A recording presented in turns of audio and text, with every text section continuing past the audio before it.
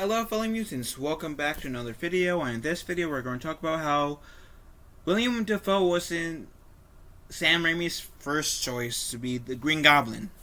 And, I mean, part of me is a bit surprised, another part of me is not. But I say that because, like, I know, like, I'm aware, like, I forget, like, I think it was, like, the guy who played Mr. Miyagi, for example. He wasn't their first choice either, right? He wasn't the studio's first choice. But then after, like, I think some pushing, of course, we got, like, dude to play Mr. Miyagi to play Mr. Miyagi.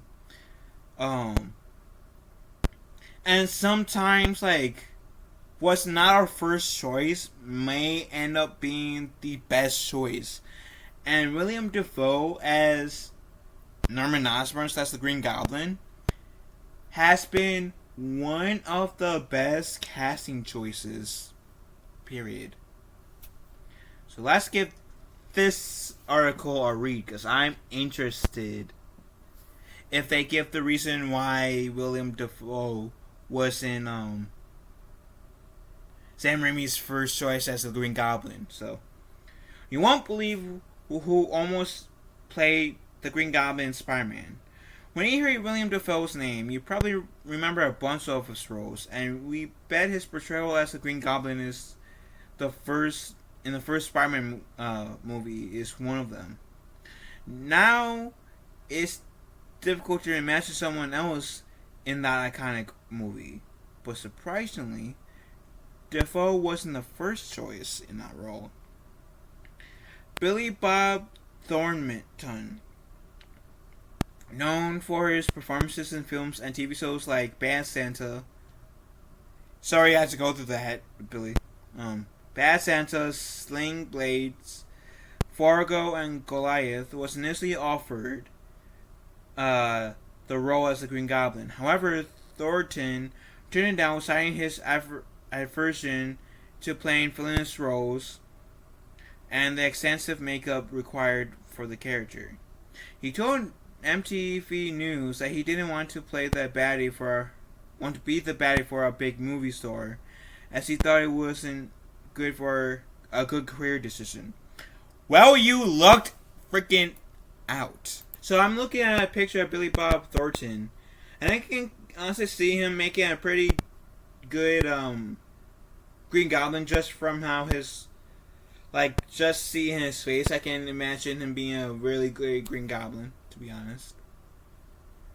So I would have been up for that. I would have. Anywho.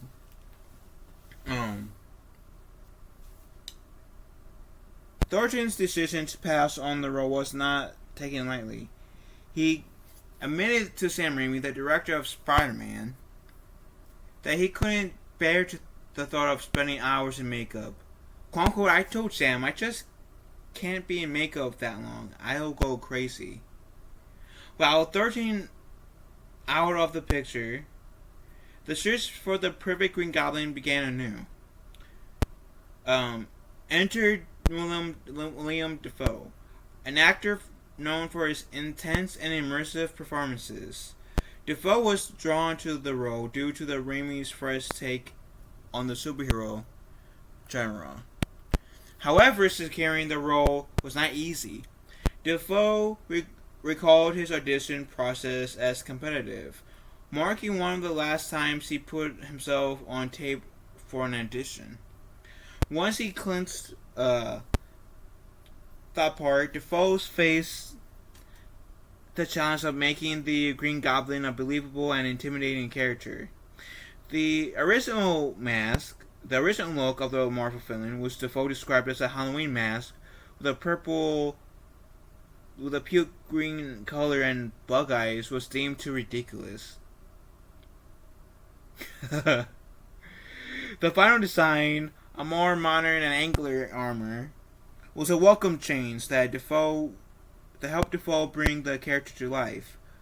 Quote unquote, even though some fans think that the flexible mask would have been better in terms of reflecting Defoe's exceptional facial expression, his portrayal as the Green Goblin still deserves praise.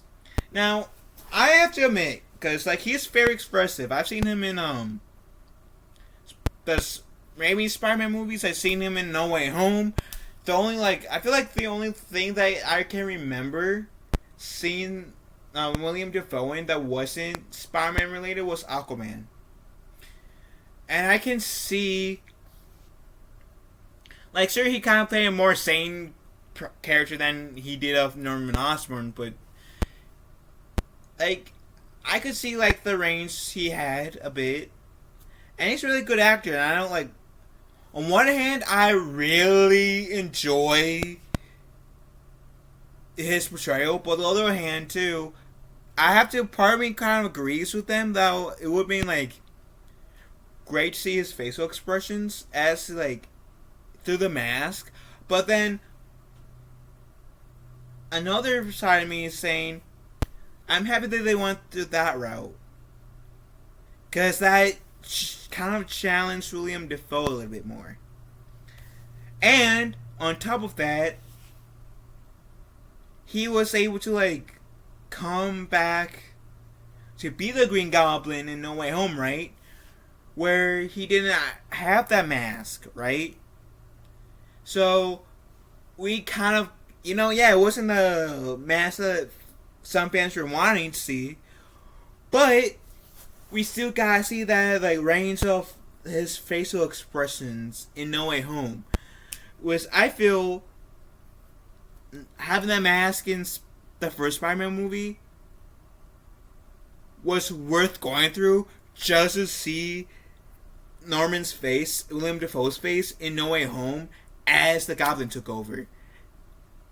That dude, if Willem Dafoe was the Green Goblin in real life, I would be terrified of him. Seriously, I would.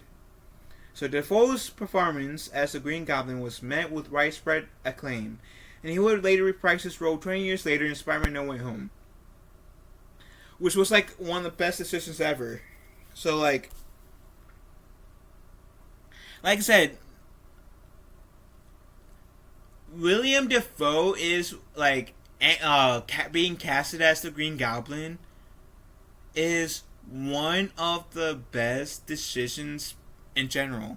Is like how Heath Ledger was in my opinion, the perfect casting for the Joker in the way Christopher Nolan did, and how like Mark Hamill and Kevin Conroy, and I'm talking mostly like animated, will always be the Batman and Joker and Batman for me. Because they're like pretty much the best roles in their set.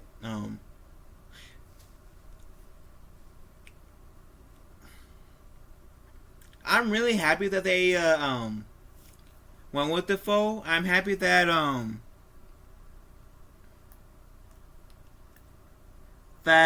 Thornton pulled out, and who knows if Thornton didn't if Thornton accepted being like Green Goblin, would he even be the Green Goblin today? Would he today as in would have come back to be the Green Goblin 20 years later? I don't know. So I'm happy that Willem Dafoe enjoyed his experience so well in this first Spider-Man movie, where he decided to come back in No Way Home, because